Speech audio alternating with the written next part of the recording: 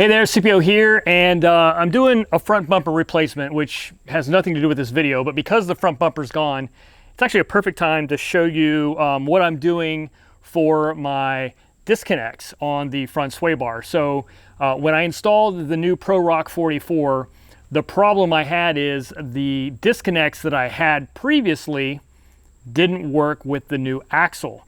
I had Terraflex quick disconnects, and I looked at a lot of the usual quick disconnects, JKS, whatever. They all sort of had the same thing where they slide off of a post. And the problem is there's not enough room, not on this side, but on the other side. But the problem is there's not enough room to slide off the post. So I had to come up with a new solution.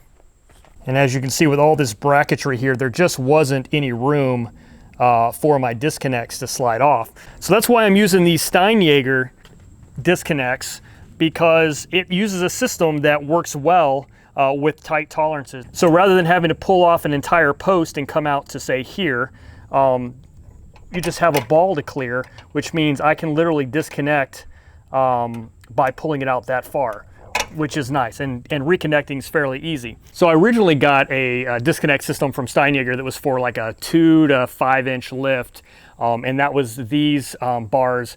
And what I found out is on my particular build, probably because of the mounting points on my axle, I was at the very end of that 5, and I only have a 4 inch lift, but I was at the very end of the 5 inch. So I ended up switching to the one, I think it's for a 5 to 8 inch lift, but it comes, everything's the same except the center post is longer, and you can see how much longer it is here.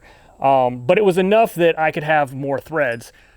If it's too long, you can always just cut them, but it's kind of hard to get more length out of one. So turns out this size, the 5 to 8 inch lift post, is perfect for my particular setup. So your mileage may vary there.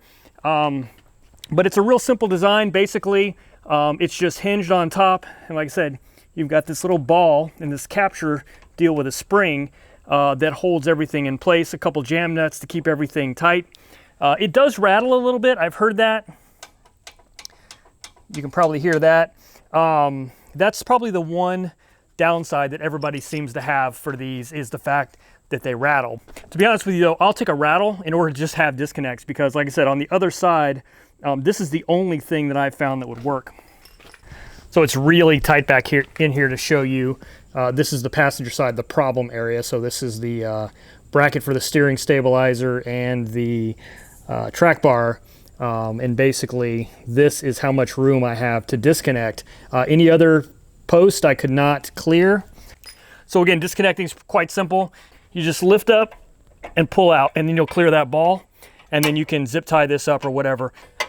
When you're done, back on. Good to go. So anyway, just want to show these to you while I had the front bumper off, because it made it really convenient. So anyway, thanks for watching. I'll catch you on the next one.